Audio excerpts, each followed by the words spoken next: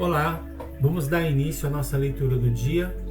Estamos hoje no dia 133 e as escrituras do dia hoje são 1 Samuel, capítulo 14, do versículo 1 ao 52. Em seguida vamos ler João, capítulo 7, versículo 32 ao 52. Depois vamos ler Salmo 109, versículo 31. E por último vamos ler Provérbios, capítulo 15, versículo 5 ao 7. Vamos dar início à nossa leitura, lendo 1 Samuel, capítulo 14, versículo 1. A vitória de Jonatas. Um dia Jonatas, filho de Saul, disse ao jovem escudeiro: Venha, vamos até a guarnição dos filisteus que está do outro lado. Porém ele não contou isso a seu pai. Saul se encontrava na extremidade de Gibeá, debaixo da romanceira em Migron, e o povo que estava com ele era cerca de 600 homens. Aias, filho de Aitube, irmão de Cabó, filho de Finéias, filho de Eli, sacerdote do Senhor em Siló, trazia a êstola sacerdotal. O povo não sabia que Jonatas tinha ido. Entre os desfiladeiros pelos quais Jonatas procurava passar a guarnição dos filisteus, havia um penhasco íngreme de um lado e outro penhasco íngreme do outro lado. Um se chamava Bozés e o outro Sené. Um deles se erguia ao norte diante de Micmas e o outro ao sul diante de Gebá. Jonatas disse ao escudeiro: Venha, vamos até a guarnição desses incircuncisos. Talvez o Senhor nos ajude, porque nada pode impedir o Senhor de livrar, seja com muitos ou com poucos. Então o escudeiro disse: Faça tudo o que estiver em seu coração. Eu estou com você e farei o que você decidir. Jonatas respondeu: Então vamos atravessar na direção daqueles homens e deixar que eles nos vejam. Se nos disserem assim: Fiquem parados até que cheguemos perto de vocês, então ficaremos onde estamos e não subiremos a eles. Porém, se disserem: Subam até aqui, então subiremos, pois o Senhor os entregou em nossas mãos. Isto nos servirá de sinal. Quando os dois se deixaram ver pela guarnição dos filisteus, estes disseram: Eis que os hebreus estão saindo dos buracos onde estavam escondidos. Os homens da guarnição disseram a Jonatas e a seu escudeiro: Subam até aqui e nós daremos uma lição em vocês. Então Jonatas disse ao escudeiro: Venha atrás de mim, porque o Senhor os entregou nas mãos de Israel. Então Jonatas subiu engatinhando, e o seu escudeiro foi atrás. Os filisteus caíram diante de Jonatas, e o seu escudeiro os matava atrás dele. Nesse primeiro ataque, Jonatas e o seu escudeiro mataram perto de 20 homens numa pequena área da terra. Houve grande espanto no arraial, no campo e entre todo o povo. Também a guarnição e os saqueadores tremeram, e até a terra tremeu. Foi um terror causado por Deus. Em Gibeá de Benjamim, as sentinelas de Saul olharam, e eis que a multidão dos filisteus se dispersava, correndo uns para cá e outros para lá. Então Saul disse ao povo que estava com ele: Contem os soldados e vejam quem é que saiu do acampamento. Contaram, e eis que nem Jonatas nem o seu escudeiro estavam ali. Saul disse a Aias: Traga aqui a arca de Deus. Isso porque naquele dia ela estava com os filhos de Israel. Enquanto Saul falava ao sacerdote, o alvoroço que havia no arraial dos filisteus aumentava cada vez mais. Então Saul disse ao sacerdote: Desista de trazer a arca. Saul e todo o povo que estava com ele se reuniram e foram à batalha. E eis que a espada de um era contra o outro, e houve grande tumulto. Também os hebreus que anteriormente haviam estado com os filisteus e que tinham ido com eles ao arraial, também estes se juntaram com os israelitas que estavam com Saul e Jonatas. Quando todos os homens de Israel que estavam escondidos na região montanhosa de Efraim ouviram que os filisteus estavam fugindo, também eles entraram na batalha e os perseguiram. Assim, o Senhor livrou Israel naquele dia, e a batalha passou além de Bet-Aven. O voto de Saul. Naquele dia os homens de Israel estavam angustiados, porque Saul havia levado o povo a fazer um juramento, dizendo: Maldito o homem que comer algo antes de anoitecer, antes de eu me vingar dos meus inimigos. Por isso todo o povo se absteve de comer naquele dia. Todo o povo chegou a um bosque onde havia mel no chão. Quando o povo entrou no bosque, eis que o mel estava escorrendo, mas ninguém provou do mel, porque o povo estava com medo do juramento. Jonatas, porém, não sabia que o pai havia levado o povo a fazer aquele juramento. Por isso estendeu a ponta da vara que tinha na mão e a molhou no favo de mel. Quando comeu, os seus olhos voltaram a brilhar. Então alguém no meio do povo disse: O seu pai levou o povo a jurar solenemente, dizendo: Maldito o homem que comer algo no dia de hoje. Por isso o povo está exausto. Então Jonatas disse: Meu pai trouxe desastres sobre a terra. Vejam como os meus olhos brilham por ter eu provado um pouco deste mel. Teria sido muito melhor se hoje o povo tivesse comido livremente do que encontrou entre os despojos de seus inimigos. A derrota dos filisteus teria sido bem maior. Naquele dia derrotaram os filisteus desde Miqumas até Aijalon. O povo estava muito exausto. Então, lançando-se sobre o despojo, pegaram ovelhas, bois e bezerros e os mataram no chão e comeram a carne com sangue. Foram contar isso a Saul, dizendo: Eis que o povo está pecando contra o Senhor, porque comem a carne com sangue.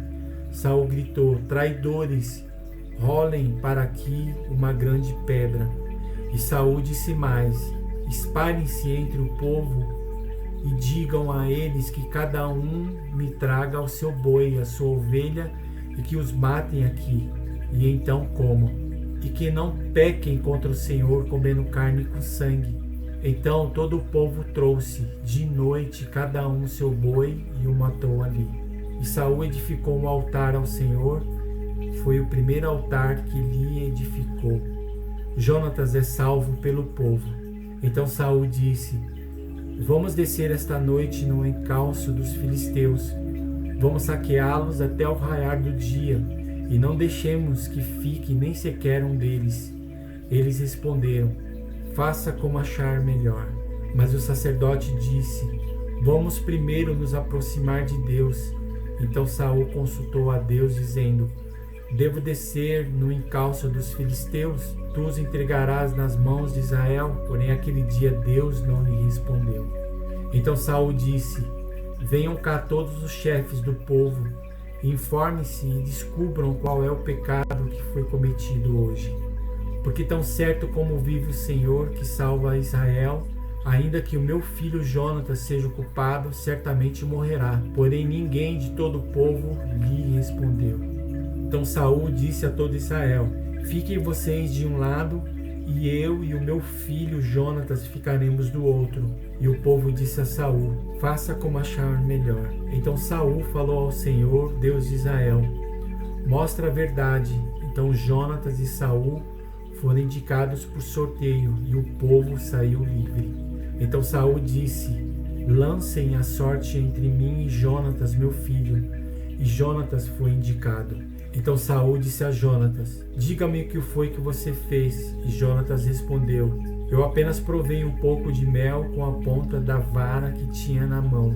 Eis-me aqui, estou pronto para morrer. Então Saul disse: Deus me castigue se você não for morto, Jonatas. Porém o povo disse a Saul: Como é que Jonatas pode ser morto? Ele que efetuou tamanha salvação em Israel, nada disso. Tão certo como vive o Senhor, nenhum de seus cabelos cairá no chão, pois foi com a ajuda de Deus que ele fez isso hoje. Assim o povo salvou Jonatas para que não morresse. E Saul deixou de perseguir os filisteus, e estes voltaram para a sua terra. Quando assumiu o reinado de Israel, Saul lutou contra todos os seus inimigos ao redor, contra Moabe, os filhos de Amon e Edom, contra os reis de Jobá e os filisteus, e para onde quer que se voltava, era vitorioso. lutou com coragem, derrotando os amalequitas e libertando Israel das mãos dos que o saqueavam. Os filhos de Saul eram Jonatas, Isvi e Malquissua. Os nomes de suas filhas eram Merabe, a mais velha, e Mical, a mais nova. A mulher de Saul se chamava Ainoã, filha de Aimaas. O nome do general do seu exército era Abner, filho de Ner, tio de Saul. Quis era pai de Saul, e Ner, pai de Abner, era filho de Abiel. Durante todo o reinado de Saul, houve forte guerra contra os filisteus. Por isso, sempre que via um homem forte e valente, Saul o agregava a si. Agora vamos ler João capítulo 7, versículo 32 ao 52. Os guardas mandados para prender Jesus. Os fariseus, ouvindo a multidão murmurar essas coisas a respeito de Jesus, juntamente com os principais sacerdotes, enviaram guardas para o prender. Jesus disse: ainda por um pouco de tempo estou com vocês e depois irei para junto daquele que me enviou. Vocês irão me procurar, mas não me acharão. Vocês também podem ir para onde eu estou. Então os judeus disseram uns aos outros: vocês também não podem ir para onde estou. Então os judeus disseram uns aos outros: para onde ele irá que não o possamos achar? Será que pretende ir para a diáspora entre os gregos, a fim de ensinar aos gregos? O que significa isso que ele diz? Vocês irão me procurar, mas não me acharão. Vocês também não podem ir para onde eu estou. Jesus, a fonte da água viva. No último dia, o grande dia da festa, Jesus se levantou e disse em alta voz: se alguém tem sede, venha a mim e beba. Quem crer em mim, como diz a Escritura, do seu interior fluirão rios de água viva. Isso ele disse a respeito do Espírito que os que nele crescem haviam de receber, pois o Espírito até aquele momento não tinha sido dado, porque Jesus ainda não havia sido glorificado. O povo se divide. Quando ouviram essas palavras, alguns no meio do povo diziam: este é verdadeiramente o profeta. Outros diziam: ele é o Cristo. Outros, porém, perguntavam: por acaso o Cristo virá da Galileia? Não diz a Escritura que o Cristo vem da descendência de Davi e da aldeia de Belém, de onde era Davi? Assim houve divisão entre o povo por causa dele. Alguns queriam prendê-lo, mas ninguém lhe pôs as mãos. As autoridades não creem. Os guardas voltaram à presença dos principais sacerdotes e fariseus, e estes lhes perguntaram: por que vocês não o trouxeram? Eles responderam: jamais alguém falou como este homem. Os fariseus disseram aos guardas: será que também vocês foram enganados? Por acaso alguma das autoridades ou algum dos fariseus creu nele? Mas esse povo que nada sabe da lei é maldito. Nicodemos, um deles, que antes tinha ido conversar com Jesus, perguntou-lhes: será que a nossa lei condena um homem sem primeiro ouvi-lo e saber o que ele fez? Eles responderam: por acaso também você é da Galileia? Examine e verá que da Galileia não se levanta profeta.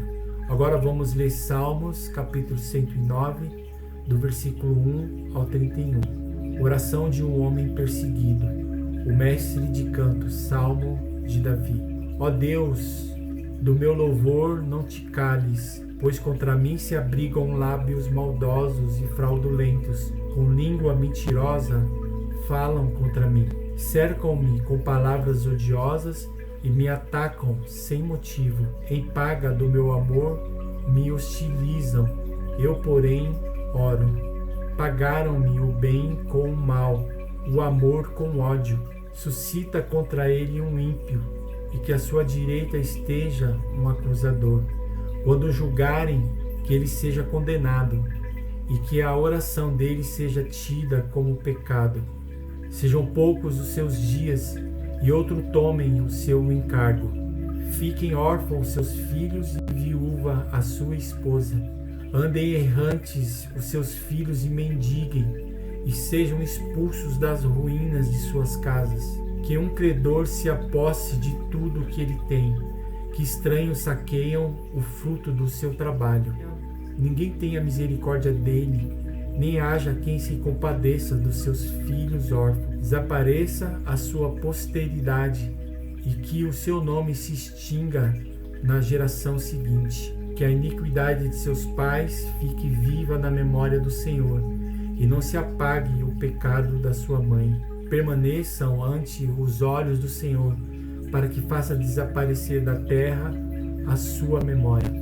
Porque ele não se lembrou de usar de misericórdia, mas perseguiu o pobre e o necessitado, bem como o quebrantado de coração, para os entregar à morte. Amou a maldição, que ela o apanhe, não quis a bênção, que ela se afaste dele. Vestiu-se de maldição como de uma túnica, que ela penetre como água no seu interior, e nos seus ossos como azeite. Seja para ele como a roupa que o cobre, como o cinto, como que sempre se cinge.